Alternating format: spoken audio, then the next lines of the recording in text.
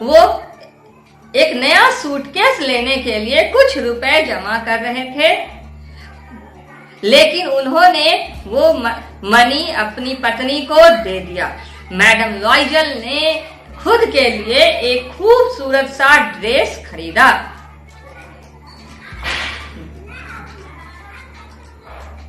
लेकिन इसके बावजूद जैसे जैसे पार्टी का दिन नजदीक आ रहा था, वैसे वैसे वो उदास होते जा रही थी और चिंतित महसूस कर रहे थे। जब उसके पति ने उसकी जांच पड़ताल की तो उसने कहा, मेरे पास कोई भी गहने नहीं है, मैं इस पोशाक पे पहनूंगी क्या, कौन सा गहना पहनूंगी और कैसा लगेगा सादा सूदी ये पोशाक पहनना। उसने तब अपनी पत्नी को अपनी सहेली के पास जाने के लिए कहा। उसकी सहेली मैडम फॉरेस्ट्रियर से कहा कि जाकर वो कुछ गहनों के लिए रिक्वेस्ट करे। उसके पास खुशी के मारे प्रसन्नता आ गई। वाओ, यस, या। अगले दिन वो अपनी सहेली के पास गई और बोली, मुझे आज रात के लिए डिनर पर जाना है और मेरे पास कोई भी आभूषण नहीं है। मुझे अच्छा लगेगा यदि आप कुछ दिनों के लिए अपना आभूषण दे देंगी। मैडम फॉरेस्ट्रियर गई और अपने ड्रेसिंग टेबल में से एक बड़ा सा बक्सा ले ली और उसके बाद वो बक्सा मैडम मैटिल्डे लॉयजल के पास रख दी। उसे ओपन करने को कहा और ओपन करने के बाद चुनने को कहा चुन लो। वो बारी बारी से हर एक की जांच करती, नहीं ये ठीक नहीं, ये अच्छा है, नहीं ये भद्दा लगेगा। वो चुन ली। अंत में एक काले रंग के डब्बे में रखा हुआ, सैटिन केस में रखा हुआ एक बहुत ही खूबसूरत दिखने वाला डायमंड का नेकलेस। उसके हृदय की धड़कन बहुत तेजी से धड़कने लगी। वाह, ये मिल गया है, इसे पहनकर जाऊंगी तो फिर wow, it will be marvellous and my look will be mind blowing. तो वो उसका चयन कर ली, अपने गले में लगाकर देख भी ली उसकी छवि को और बेहद प्रसन्नचित हुई। वो फिर बोली, मैं तुम्हारी एहसानमंद रहूंगी फॉरेस्ट्रियर, अगर तुम ये मुझे दे दो। मैडम मैटिल्डे लॉयजल को वो दे दी। मैडम फॉरेस्ट्रियर खुशी खुशी दे दी। पार्टी वाला दिन आ गया। मैडम लॉयजल उस पार्टी की जान बन गई। उस पार्टी में वो एक ऐसी महिला बनी जिसकी खूबसूरती देखते ही बनती थी। सबसे खूबसूरत दिख रही थी वो। उसकी स्माइल उसकी खुशी को और ज्यादा बढ़ा दे रही थी, उसकी खूबसूरती को और ज्यादा बढ़ा दे रही थी। सभी महिलाएं उसकी ओर जेलसी से या तरह तरह के भावों से, डाह से या आश्चर्य से उसकी ओर देख रहे थे। सभी की निगाह उसी पे जमी हुई थी। उस पार्टी में हर पुरुष उसी को देख रहे थे। उसकी उपस्थिति कमाल की रही। जब पार्टी का अंत हो गया, समापन हुआ, तो वे लोग अपने अपार्टमेंट की ओर चल पड़े। वो बिल्कुल ही थक चुकी थी। जब वो आईने के सामने देखी तो अचानक ही चिल्ला उठी, ओह माय गॉड! नेकलेस उसके गले में नहीं था। वो अपने पति को बताई, जान, नेकलेस गायब हो गया, नेकलेस गायब हो गया। उसका पति भी भयभीत हो गया।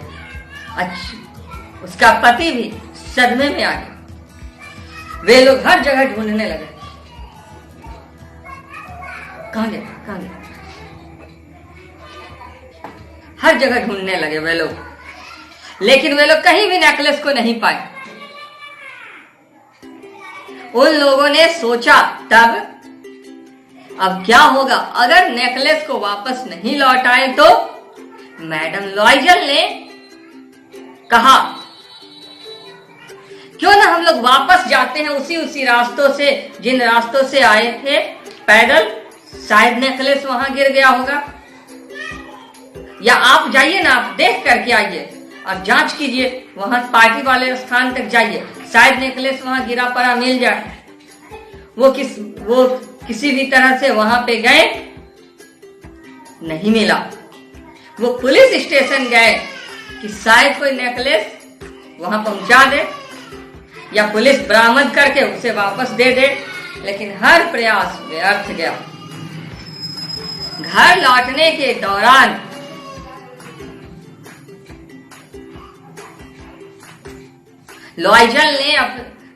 मिस्टर लॉयजल ने अपनी धर्म पत्नी को कहा कि वो अपनी सहेली मैडम फॉरेस्ट्रियर को लिख दे कि संयोग से जब वो एक पार्टी में गई थी तो उसका नेकलेस टूट गया है और इसी कारण से वो उसको मरम्मत कराने के लिए दे दी है।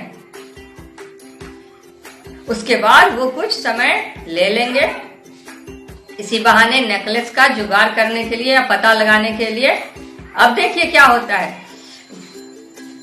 वे लोग चाहते थे, अब उन लोगों ने निर्णय लिया अब कि वे उसी से मिलता जुलता नेकलेस उन्हें वापस करेंगे। वे लोग पैलेस रॉयल के एक दुकान में गए, वहां पे वे लोग उसी तरह के डायमंड का एक नेकलेस बनने को दिए। उसका कीमत 40,000 फ्रैंक्स था। किसी तरह मोल मोलाई करते हुए वे लोग मोल तोल करते हुए 36,000 फ्रैंक तक पहुंचे। लॉयजल अपना सारा संपत्ति का जब आकलन किया तो उसके पिता ने 18,000 फ्रैंक्स उसके लिए छोड़ दिया था। उसने बाकी उधार लेने का इरादा किया। वो कुछ अपने एक व्यक्ति से उधार लिया। एक व्यक्ति से उसने 5,000 फ्रैंक्स लिया, दूसरे से 500, तीसरे से कुछ और, चौथे से कुछ और इसी प्रकार से वो करते करते नया नेकलेस वो के लिए वो 36,000 फ्रैंक्स को मैनेज किया। तब जाकर के मैडम लॉयजल को वो नेकलेस दिया, सुपुर्द किया और कहा कि तुम जाकर इसे मैडम फॉरेस्ट्रियर को लौटा दो।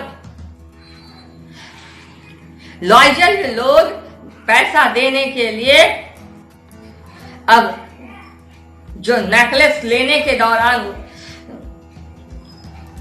कर्ज लिए थे दिन रात काम करने लगे और मैडम फॉरेस्ट्रियर को उनकी पत्नी जाकर नेकलेस लौटा दी।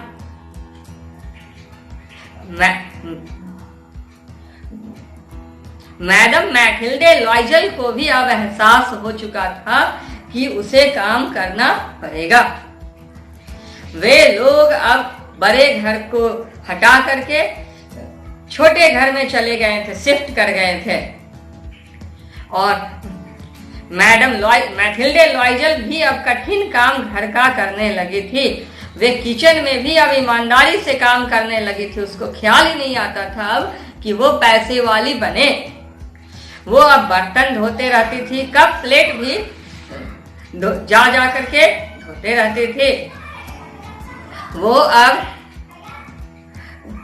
तकिए का खोल वगैरह भी और कप टेबल पर रखने वाले क्लॉदेज वगैरह को भी धोने लगे थे, जिससे उसके हाथ जो है अब मुलायम नहीं रहे, रफ पड़ गए थे।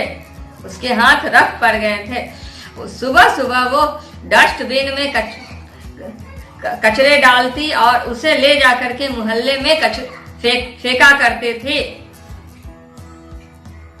वो गहरी सांस लेती थी, ऐसा करके थक जाती थी तो हाँफते हुए। उसके कपड़े भी, अब वस्त्र भी गरीबों वाले हो गए थे। महंगे वस्त्र पहनने की लत उसकी छूट गई थी। जब वो अब फल वाले के पास जाती थी या बनिए के पास जाती थी या मीट लाने के लिए कसाई के पास जाती थी, तो वो उस समय में बहुत ही ज्यादा मोल मुलाई करने लगे थे। एक एक पैसे के लिए वो मोल मुलाई कर रहे थे।